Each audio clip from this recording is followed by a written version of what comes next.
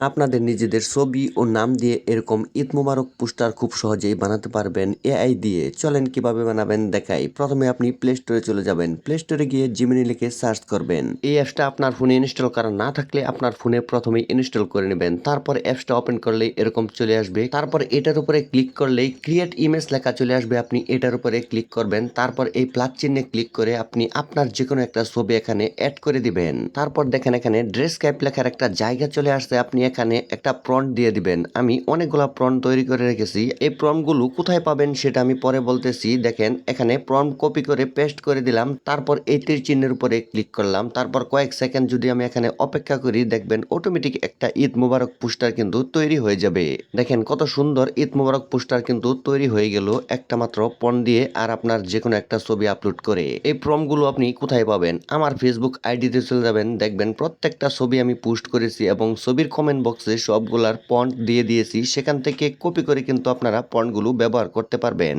শুধুমাত্র প্রম্পটের মধ্যে আপনারা আপনাদের নামটা চেঞ্জ করে নেবেন।